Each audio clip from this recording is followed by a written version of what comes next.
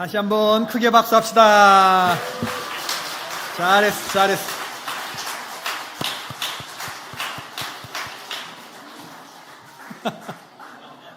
정신을 쏙 빼놨습니다. 너무 잘했어, 너무 잘했어. 90세가 넘은 아버지가 있었습니다. 이 할아버지가 출근한다고 인사를 하는 60대 아들에게 말합니다. 얘야, 길 조심하렴. 계단 내려갈 때 손잡이 꼭 잡고 내려가렴.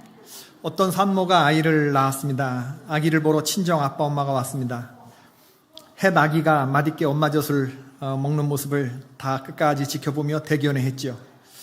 아기가 밥을 다 먹자 친정 아버지가 미역국을 꺼내며 산모에게 말합니다. 이제 우리 아기도 먹자. 이 말에 산모가 울컥했다고 그럽니다. 겉모습이 다 큰 어른이라도 모든 부모에게 자식은 영원한 아기입니다. 5월은 가정의 달이고 5월의 첫 번째 주일은 어린이 주일이죠. 세상의 모든 부모들에게 여러분과 저는 아기입니다. 아기들에게 축복이 있기를. 오늘 우리 아버지 이영호 목사, 저도 귀한 아기입니다. 오늘도 우리 아버지는 눈 뜨시자마자 저와 개포교회를 위해서 기도하셨을 겁니다. 오늘 저녁에는 우리 아버지 어머니 결혼 60주년 회원식을 축하하는 가정예배가 있을 예정입니다. 제가 사회를 보고 우리 매형이 설교합니다. 아버지를 우리 엄마가 안 만났으면, 목사 사모가 안 됐으면 우리 엄마는 참 똑똑하신 양반이셨는데 아마 우리 어머니는 의사 됐을 것 같아. 근데 제가 이전에 물어봤습니다. 엄마, 아버지 안 만났으면 엄마 어떻게 했을 것 같아? 뭐가 됐을 것 같아? 그랬더니 그런 걸 왜 물으시나요? 그럼 우리 훌륭하신 이상형 목사님 엄마가 못 됐겠지요? 그래서 제가 엄마한테, 엄마 내가 자랑스러워? 그랬더니 이 목사님은 내가 부끄러우신가요? 내가 오늘 우리 어머니 무릎 위에 앉아서 내 199장 부를 거예요. 나의 사랑하는 죄. 내가 오늘 아버지 어머니 무릎 위에 앉아. 우리 형제들은 우리 누나 형 다 내 뒤에 줄 서야 돼. 내가 1등으로 우리 어머니 무릎 위에 앉아서 옛날 용맹스럽던 나이가 부를 거고 내 어머니 머리에 안수할 겁니다. 목사니까 할 수 있는 거잖아. 우리 어머니 축복할 거예요. 성경에는요, 아들에 대한 사랑이 지극했던 엄마 얘기는 많이 나옵니다. 아브라함의 아들을 낳아주고도 쫓겨나서 아들을 관목덤불 앞에 던져놓고 화살 한바탕 거리에서 목 놓아 울었던 이스마엘의 슬픈 엄마 하갈의 이야기, 형을 속이고 아버지를 속인 그 저주를 어떻게 감당할 거냐고 축복은커녕 저주를 받게 될까봐 걱정이라고 하는 아들에게 주저함 없이 엄마가 말합니다. 아들아, 네가 받을 저주는 이 엄마가 받으마. 리브가의 이야기, 디모데에게 눈물의 기도, 청결한 양심, 거짓 없는 믿음을 심어준 엄마 유닉의 이야기, 또 그 엄마의 이름이 두 번 겹치는 엄마의 엄마 로이스의 이야기, 한때 만이교에 심취해서 성적인 향락과 방탕한 생활을 하던 믿음의 거장 성 어거스틴을 회심으로 이끌었던 어머니 모니카 눈물의 기도 이야기, 이 성경과 기독교 역사 가운데에서 신심 많은 엄마 얘기는 많은데 아빠 얘기는 많지 않아요. 그래서 저는 오늘 작정하고 아빠 얘기를 하려고 합니다. 그 아버지의 이름은 바르실레죠. 바르실레. 지금부터 계산하자 그러면 3000년 전에 살았던 한 노인네입니다. 다윗 왕의 인생의 최고 위기의 순간은 언제였을까? 다니엘코 아들 압살롬의 반란 사건, 사무엘하 15장서부터 19장까지 소개되는 내용이죠. 다윗 왕은 불행하게도 아들에게 쫓겼어요. 아들 압살롬이 아버지를 대항해서 반란군을 일으켰습니다. 그 아들의 습격을 피해서 맨발로 예루살렘을 빠져나왔어야 했을 정도로 다급했었죠. 그리고 요단강을 건너 요단 동편의 길르앗 지역에 전열을 정비하고 거기서 압살롬의 군대와 한판 싸움을 붙었죠. 그리고 거기서 승리하고 그리고 모든 난을 평정한 후에 이제 다윗이 다시 요단 서편에 오늘날의 예루살렘, 이스라엘 환궁하려고 합니다. 반란군 수계 아들 압살롬은 요압 장군에 의해서 처단되었습니다. 일종의 정치적 쓰나미를 경험한 다윗에게 이제 다윗이 트랜스 요단강 동편 쪽에서 요단강을 건너서 예루살렘으로 돌아오려고 할 때 많은 사람들이 나와서 배웅하고 영접했습니다. 오늘 이 바르실레도 그 가운데 하나였습니다. 바르실레는 길르앗 사람이고 그의 고향은 로글림이었다. 그리고 그를 표현하는 두 가지가 나오는데 그는 매우 나이 많아 늙었다. 매우 나이 많았다. 몇 살이라고요? 80이 매우 나이 많아 늙은 건가? 그것도 모르겠지만 아마 몸이 여기저기 막 고장이 나 있는 병 들어가는 이제 인생 거의 다 산 노인네로 본인 스스로를 설명해요. 또 하나는 그가 큰 부자였다라고 설명합니다. 다윗이 마하나임에 유할 때 왕을 공개한 사람이었다. 다윗에게 있어서 마하나임은 압살롬 반란을 피해서 임시로 세운 임시정부가 있었던 바로 그런 곳이죠. 참으로 다윗의 인생이 위험하고 힘들고 다급했던 시절로 기억될 장소인데, 사무엘하 17장 27절 보니까 다윗이 마하나임에 이르렀을 때에 암몬 족속에게 속한 라빠 사람 나하스의 아들 소비와 로데발 사람 암미엘의 아들 마길과 로글림 길르앗 사람 바르실레가 침상과 대야와 질그릇과 말과 보리와 밀과 보리와 밀가루와 볶은 곡식과 콩과 팥과 볶은 녹두와 꿀과 버터와 양과 치즈를 가져다가 다윗과 그 함께한 백성으로 먹게 하였으니 이는 그들 생각에 백성이 들에서 시장하고 곤하고 목마르겠다 함이더라. 여러분, 진짜 딱딱한 돌들이 있는 그런 길바닥에서 잠을 잤을, 그런 산지에서 잠을 잤을 다윗과 그의 백성들, 그의 부하들, 군인들이죠. 그런데 후원자 3명이 나타났어요. 소비라고 하는 사람, 마길이라고 하는 사람, 그리고 오늘 주인공 바르실레. 이들이 갖고 온 품목을 보면 다윗과 그의 군인들의 입장에서 너무 절실한 거죠. 그냥 대충 먹다가 그릇에 밥을 먹으니, 그리고 등베기고 자는데 침상을 들고 왔다고? 제대로 씻기나 했겠습니까? 근데 그릇과 대야를 가지고 왔다고? 그리고 집에서 맛있게 볶은 곡식들, 이미 요리가 된 그런 곡식들을 갖고 왔다고? 얼마나 하나님의 위문품처럼 느꼈을까? 황급히 피하느라 제대로 행장을 갖추지 못하고 도망 나왔을 다윗과 그의 군인들에게 정말 눈물겨운 하나님의 위문품이 아니었을까? 전쟁의 결과에 따라서 이 소비와 마길과 바르실레의 운명도 달라질 수 있는데 위험 부담을 안고, 그러나 이 세 사람은 다윗과 그의 군대들의 시장함과 곤함과 목마름을 보는 이 불쌍한 그런 마음을 가지고 준비해 나왔다고 그랬어요. 압살롬의 난을 평정하고 예루살렘 궁으로 황궁하려고 하는 다윗은 자기를 배웅 나온 바르실레에게 오늘 말합니다. 너 나와 함께 이 강을 건너가자. 이제부터 네가 나를 공개한 것처럼 나도 너를 공개할 것이다. 다윗은 은혜를 알고 은혜를 갚을 줄 아는 사람이었습니다. 이제 모든 난을 평정한 다윗을 따라가면 편안한 삶이 보장되는 거예요. 대박 터진 제안입니다. 그런데 바르실레가 대답해요. 내 생명의 날이 얼마나 있사옵기에 왕과 함께 예루살렘으로 올라가리이까. 이렇게 왕에게 질문처럼 하면서 이제 내 나이 80이다 이렇게 얘기를 합니다. 스스로 대답을 해요. 정중한 거절이죠. 내가 왕을 따라가서 산의 진미를 먹는다고 해도 난 이미 미각이 고장이 났다. 맛있는 걸 먹어도 맛있는 줄 모른다. 왕이 노래하는 남자와 여자, 연예인들의 무슨 노래나 이런 쇼가 있다고 치자. 내 귀가 고장이 났다. 그게 좋은 소리로 안 들린다. 남은 내 소원은 그저 내 부모의 묘실이 있는 그 무덤 옆에 양지 바른 곳에 나도 묻히는 것이 내 마지막 소원이다. 완곡하게 거절하는 거죠. 직접적으로 no 그러는 건 아니지만 왕의 감사를 받으면서 자신의 처지를 완곡하게 표현했어요. 못 따라간다. 그렇지만 마지막의 대목에서 속이 말짱한 늙은이 같아. 보니까 왜 그러냐. 아들을 부탁해, 아들을. 그러나 왕의 종 김함이 여기 있으니, 자기 아들 김함이 여기 있으니 청하건대 내 주 왕과 함께 그를 건너가게 하시옵고 왕의 처분대로 그에게 베푸소서. 오늘 이 얘기 다음에 한참 뒤에 있는 얘기가 열왕기상에 나오는데, 다윗이 오늘 사건 이후에 김함을 바르실레의 아들 데리고 가서 잘 대해줬던 것 같아요. 그리고 다윗이 죽어갈 때 솔로몬에게 유언을 남기는데 그게 열왕기상 2장 7절이죠. 마땅히 길르앗 바르실레의 아들에게 은총을 베풀어라. 저로 네 상에서 먹는 자 중에 참여하게 하라. 그것은 내가 너의 형 압살롬의 낯을 피하여 도망할 때에 저희가 내게 나아왔느니라. 날 도와줬다, 그 얘기입니다. 다윗은 솔로몬에게 김함을 부탁해요. 김함을 향한 자기의 사랑을 대를 이어서 솔로몬 아들에게 부탁하는 겁니다. 네가 밥 먹는 상에서 그를 같이 밥 먹게 해라. 다윗은 그 정도로 바르실레의 섬김을 깊이 감사하고 있었던 것 같아요. 다시 오늘 본문으로 돌아와서 내 아들 김함을 데려가라. 나는 늙어서 못 가는데 얘를 좀 데려가서 부귀영화를 누리게 해라. 뭐 그런 얘기 아니겠습니까?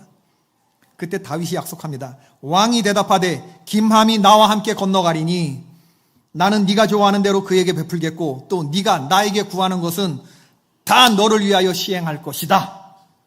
다윗의 한마디 한마디에 바르실레에 대한 존중과 배려와 이런 사랑이 가득 담겨 있어요. 정치적인 어떤 이해득실에 관계없는 순수한 관계가 둘 사이에 흐르고 있죠. 오늘 본문의 마지막 결론은 백성이 다 요단을 건넜다. 왕도 건너가서 바르실레 입을 맞추고 위하여 복을 비니 그가 자기 곳으로 돌아갔다. 이렇게 결론이 내려지죠. 잠언 22장 11절에 보면 마음의 정결을 사모하는 자의 입술에는 덕이 있으므로 임금이 그의 친구가 된다. 마음이 정결하고 입술이 정결한 사람은 왕의 친구가 된다. 이 잠언이 솔로몬의 잠언이라면 솔로몬은 분명히 아버지 다윗과 바르실레의 우정, 바르실레가 마음이 정결하고 입이 정결한 사람이었거든요. 그를 염두에 두면서 이 말을 한 것이 아닐까 그런 생각을 해봐요. 오늘 본문을 통해서 나타난 바르실레 아버지는 어떤 아버지였나? 그는 의리 있는 아버지였습니다. 첫 번째, 의리 있는 아버지. 의리. 응? 다윗의 인생에 가장 위험하고 어려웠을 때 그를 도왔죠. 의리. 바르실레의 도움은 그냥 도움이 아니라 그의 목숨을 건 도움이었습니다.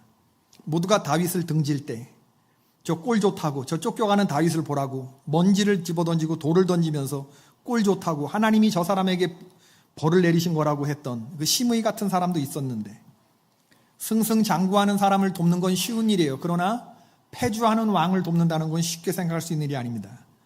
명심보감 교우편에 나오는 말입니다. 주식 형제 천계유효 금난지붕 일개무라. 술과 밥을 먹을 때는 1000명의 형제가 있지만 정작 어려울 때는 한 명의 형제가 없구나. 사람들이 누구 밑에 줄을 서야 명줄을 길게 갈 것인가 눈치 보며 제살궁리를 할 때 옛날에 사울왕은 다윗의 도망을 도왔다는 이유로 제사장들의 동네 놉당에 아히멜렉을 위시해서 85명의 제사장들을 다 죽였어요. 시대가 그런 시대였습니다. 이렇게 위험하고 살벌한 때에 바르실레는 주저함 없이 다윗의 편에 선택을 했습니다.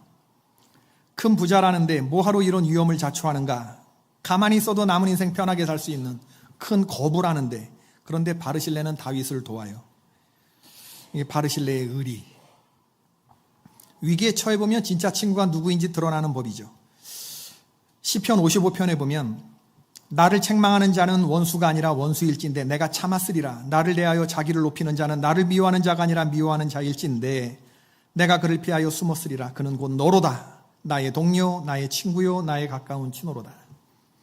다윗이 쓴 시편 55편의 이 구절이 누구를 염두에 두고 쓴 것일까? 다윗의 배반자들이 아니었을까? 아히도벨 같은 그런 다윗 편에 제갈공명 같은 책사가 있었거든요. 이 친구가 압살롬 편에 갔거든요. 아들 편으로. 아히도벨의 책략은요, 마치 하나님께 물어서 직접 대답을 들은 것처럼 정확한 분석과 정확한 이런 전쟁에 관한 비책을 갖고 있었던 아주 귀신 같은 자가 이 아히도벨이었는데 아히도벨 배신뿐만 아니라 자신을 배반한 게 아들이고 200명의 장로들이 배반했고 12,000명의 군부가 그에게서 떠나갔습니다. 바르실레에게 그러나 주군은 다윗 하나였죠. 실로 믿음직스러운 종이고 충성스러운 사람이었습니다. 다윗이 배신감과 분노에 떨고 있을 때 여전히 당신은 나의 왕이라고 인정해 주었던, 남들은 나를 인정해 주지 않을 때 나를 인정해 주고 먹을 것을 이고 그리고 나에게 와서 나와 부하들을 위로해 주었던 사람, 얼마나 고마운 사람이겠습니까? 바르실레는 이렇게 의리 있는 사람이었어요. 또 하나는 그는 섬김의 사람이었습니다. 계산하지 않는 섬김, 자발적이고 자원적인 섬김. 그의 부하들이 지금 시장하고 곤하고 목마를 것이다, 이런 바르실레의 섬김을 보자 그러면 정치적인 어떤 이런 계산하는 게 아니라 진짜 순수한 긍휼의 마음에서 비롯된 섬김의 모습. 여러분, 이 긍휼의 마음이 주님이 우리에게 품으라고 하시는 예수님의 마음이고 이 마음이 우리를 천국까지 데려가는 마음입니다. 이 마음을 품으시기를 바랍니다. 착해야 됩니다, 여러분. 계산하는 섬김이 아니라 계산하지 않는 순수한 사랑의 마음의 섬김. 이게 정말 주님 마음이. 선한 사마리아인 비유에서 예수님이 가서 너도 이와 같이 하라고 하는 그런 마음. 마태복음 25장 35절에 내가 줄이고 목마르고 헐벗었을 때 와서 마실 거 주고 먹을 거 줬다. 바로 그 모습. 이게 바르실레에게 있었다. 세 번째로는 그는 겸손한 사람이었던 것 같아요. 자기 분수를 알아요. 여러분, 제가 질문할 텐데 여러분의 케이스로 대답하세요. 정답을 말하지 말고. 다시, 정답을 말하지 말고 여러분이 어떤가에 대답하세요. 나이 들수록 욕심이 많아지십니까? 없어지십니까? 없어지시는구나. 예, 감사합니다. 예. 제가 원하던 대답은 많아지다. 노욕이라 했는데, 물질이 풍성하면 우리 황 장로님은 노욕이 없어지시지만, 그러나 대부분의 많은 사람들은 노욕이 많아집니다. 있는 것들이 더합니다. 근데 바르실레의 모습 보면 오늘 그런 거 없어요. 당신의 종은 늙어서 좋고 나쁜 것을 잘 분간하지 못합니다. 이 종은 좋은 음식을 먹어도 그게 좋은지 맛있는 줄 모릅니다. 이 종은 좋은 음악 소리를 들어도 좋은 줄 모릅니다. 어찌하여 종이 내 주 왕께 누를 끼칠 일을 한단 말입니까? 나는 지금 왕을 배웅하러 나온 것뿐인데 어찌하여 나에게 이렇게 큰 은혜를 베푸십니까? 건너가 나랑 같이 살자. 내가 너를 공개하리라. 이런 말을 하십니까? 왕이 정 원하신다면 여기 왕의 종 제 아들 김함이 있나이다. 왕의 처분대로 제 아들 김함에게 베푸소서. 말투 하나하나가 4가지가 있잖아요. 순수하고 착하고 욕심이 없는 말을 하잖아요, 지금. 그야말로 안분지족, 자신의 분수를 알고 만족하며 사는 그런 늙은이의 모습. 겸손은 자기를 낮추는 게 아니래요. 있는 그대로 자신을 살피는 거래요. 바르실레는 그런 겸손한 사람이었습니다. 의리의 사람, 섬김의 사람, 겸손한 사람. 오늘 본문에는요, 여러분, 두 사람의 아버지가 나와요. 하나는 바르실레고 또 하나는 다윗이에요. 생각해 보세요. 기가 막힌 얘기입니다. 한 아버지는 방금 전에 아들을 잃었습니다. 내가 너를 공개하겠다고 말하는 다윗은 방금 전에 기가 막힌 일을 경험했어요. 아들이 요압 장군과 그의 부관들에게 난도질 당하면서 죽는, 두 아버지가 이렇게 같으면서도 다르고 다르면서도 같습니다. 아들을 사랑한 것으로 치자면 다윗도 바르실레 못지 않았어요. 아들을 보고든 나를 생각해서 죽이지 말아달라고 그렇게 간청했는데 부하들은 말을 듣지 않았죠. 아들 압살롬이 죽었다고 하는 정가를 들었을 때 왕의 마음이 심히 아파 문 2층으로 올라가서 우니라. 내 아들 압살롬아, 내 아들 압살롬아, 차라리 내가 너를 대신하여 죽었더라면, 압살롬아 내 아들아 하였더라. 여러 번 압살롬의 이름을 부르면서 사무엘하 18장 33절에 혼자 울러 다락에 올라가면서 이렇게 울었다는 거예요, 왕이. 다윗은 믿음이 좋은 왕이었지만 완벽한 사람은 아니었습니다. 그의 믿음은 때때로 흔들렸어요. 하나님 모시기에 악한 짓도 많이 했습니다. 하나님은 네가 말씀을 떠나 너 마음대로 하고 살면 내가 사람 막대기와 인생 채찍으로 너를 칠 것이다 라고 말씀하셨는데 지금 꼴 좋게 그렇게 당하고 있는 거예요. 그런데 그렇게 사람 막대기와 인생 채찍을 얻어맞고 있는 다윗을 바르실레는 어떻게 보았느냐? 여전히 그는 망가져서 하나님의 사람이라는 것을 바라보았죠. 내 주 왕은 연약하다. 그러나 하나님의 뜻은 변개되지 않았다. 그에게 여전히 하나님의 귀와 홀이 있다. 이 종은 하나님이 쓰시는 사람이다. 그래서 바르실레는 그 다윗과 자기의 아들이 어떻게든 연결이 되기를 바랬던 거죠.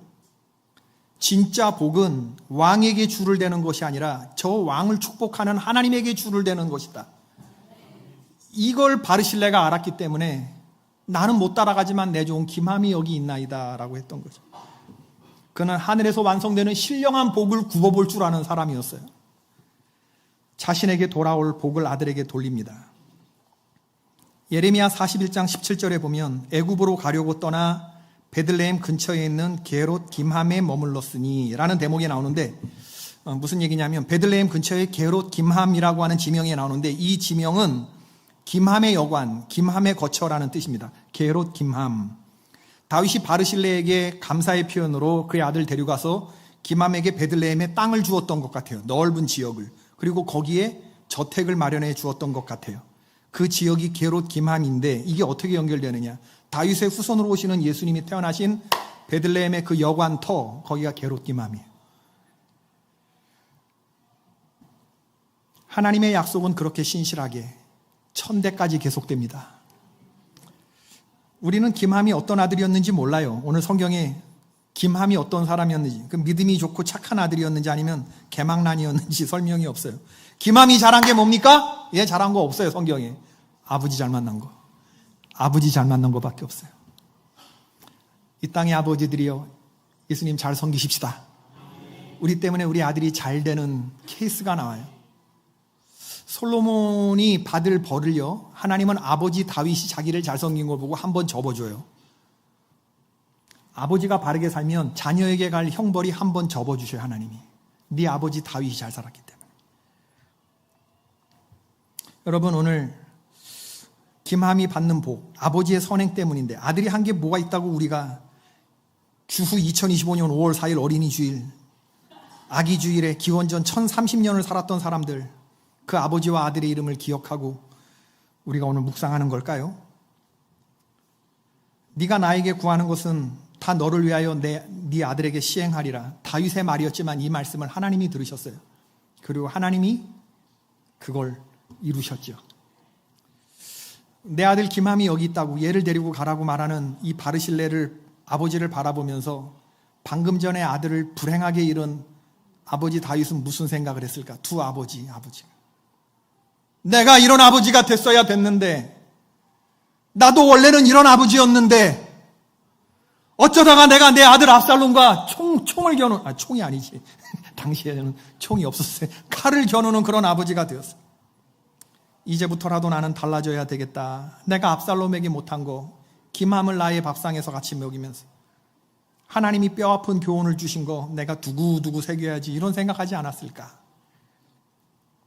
제가 어제 말씀을 준비하면서 이 38절 말씀을 읽고 일단 신이 났어요. 누가 합니까? 하나님이 나한테도 이렇게 말씀하실지. 다윗보다 더 크신 왕, 하나님이 이상형 목사에게 말하되, 데이빗 웅섭 리가 나와 함께 건너가리니 나는 너 이 목사가 좋아하는 대로 네 아들에게 베풀겠고, 또 네가 나에게 구하는 것은 다 너를 위하여 네 아들 데이빗 리 웅섭 리 얘한테 시행하리라 하니라. 할렐루야. 여러분에게도 이런 은혜가 있기를 축원합니다. 얼마나 좋겠어요. 내가 뭘 구할 줄 알고 이런 백지수표를 나한테 주셔. 네가 나한테 구하는 것은 다 너를 위하여 시행하겠다고. 내가 뭘 구할 줄 알고. 오메 하나님, 이렇게 좋으신 말씀 그냥 하지 말고 좀 종이에 좀 써주시면 안 돼요? 송이에 좀 공증 좀 받아놓고 좀 나중에 딴말 하시지 못하게 말이야. 나도 왕에게 지금 당장 말고 좀 집에 가서 집사람이랑 좀 운동 좀 하고 찬찬히 좀 종이에 적어갖고 최대한 빠르실래요? 제가 택배로 보내드릴게. 다윗궁으로 등기우편으로 보내드릴게요. 뭐 이렇게 할 것 같잖아요. 어제 아들이 전화가 왔어요. 엄마한테 그랬다는 거예요. 점심 먹고 들어왔는데. 아빠 들어오시면 빨리 나한테 전화하라고 그러라고. 이게 한 달에 한 번 전화하는 놈이 할 소리입니까? 지 애비한테? 아버지 들어오면 빨리 나한테 전화하라고? 이게 애새끼가 할 소리입니까? 근데 또 전화하는 나는 뭡니까? 순식간에 얘가 무슨 긴급한 기도 제목이 있나 보다. 전화했더니 아니나 다를까 긴급한 기도 제목이 이렇게 있는데, 오늘 말씀도 오늘 본문을 이렇게 읽어보면서 아들에게 무슨 기도가 필요할까? 제가 이렇게 적어보는데 한 100개도 더 나오겠던데? 적으려고 하다 보니까 결국엔 뭐야? 이게 뭐? 내가 아들을 생각하면서 하나님께 비는 복이 이방인의 기도 제목 아니야 이거? 내 욕망을 투영한 거 아니야 이거? 결국에 물질과 하나님을 다 손에 쥐게 해달라 이 얘기 아니야 이거? 인터넷에서 자녀를 위한 기도문, 소망교회 어떤 대표 기도했던 장로님의 그 기도문도 이렇게 딱 하고 했는데, 그건 다 그냥 속을 말짱하게 들여다보시는 하나님 앞에 그런 거 안 통합니다. 포기했어요. 적을 보려다가. 이게 진짜 그의 나라와 그의 의를 구하는 그런 기도인가? 그거 아닌 것 같더라고. 헛된 제 욕망이 투영된 것 같기도 하고. 얘가 재무분석사잖아요. CFA잖아요. 세계 최대의 헤지펀드 브리지워터 어소시에이트의 잡 오퍼를 받은 모양이에요. 아빠, 근데 거기 회사 컬처가 컬트라 내가 가야 될지 말아야 될지 고민이 돼요. 아빠 기도 좀 해주세요. 이런 얘기는. 세계 최대의 헤지펀드 회사에 인베스터 엔지니어로 가는 잡 오퍼를 받았다고? 그 기도를 하면서 그럼 내가 어떻게 해야 될까? 들어간 지 2년 이내에 3명 들어가면 2명이 빠져나간다는 그 기업 문화에 어떻게 해야 될까? 100가지도 더 넘게 이렇게 적어지던데 그 다음엔 포기가 됐습니다. 왜? 바르실레가 한 말로 귀결이 되더라고요. Do for him whatever please you. 하나님이 알아서 왕의 처분대로 그에게 해주십시오. 죄인이 무슨 말을 주님 앞에 하겠습니까? 죄인이 무슨 말을 하겠습니까? 내 생각보다 크신 하나님의 처분에 맡기는 수밖에. 오늘 바르실레는 왕을 따라가지 않아요. 근데 다윗은 바르실레가 따라온 곳 이상으로 간주해줘요. 바르실레는 기맘을 따라가지 않아요. 그러나 기맘을 따라갔어요. 그의 신앙이 아들의 삶에 진하게 스며들면서 따라갔어요. 저와 여러분의 삶에서 우리 부모의 신앙이 진하게 묻어나오기를 주님의 이름으로 축원합니다. 그래서 우리의 자녀들이 부모님을 생각할 때 우리 아버지는 의리가 뭔지 아시는 분이었어. 우리 아버지는 불쌍한 사람들을 보면 베풀 줄 아는 아버지였어. 우리 아버지는 겸손한 분이었어. 우리 아버지는 하나님을 잘 섬기는 아버지였어. 우리 어머니는 눈물로 기도하는 분이었고, 우리 어머니는 청결한 양심을 나에게 가르쳐줬고, 우리 어머니는 거짓 없는 믿음이 있으신 분이었어. 자녀들에게 인정받을 때 여러분, 그게 진짜 믿음입니다. 자녀들이 엄마한테 권사님 이러시면 안 되지. 그러면 그냥 끝나는 겁니다, 여러분.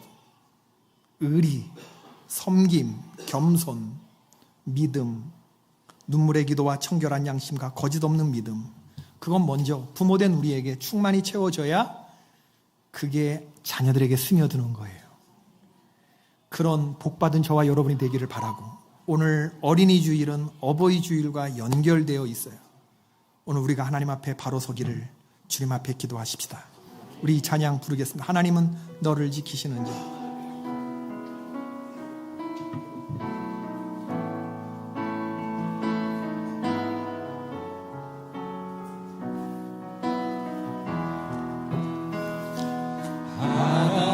하나님은 너를 지키시는 자, 너의 우편에 은을 되시니 낮의 해와 밤의 달도 너를 해치 못하리. 하나님은 너를 지키시는 자, 너의 환난을 면케하시니 그가 너를 지키시리라. 너의 출입을 지키시리라. 눈을 들어 산을 보아라. 너의 도움 어디서 오나. 천지 지으신 너를 만드신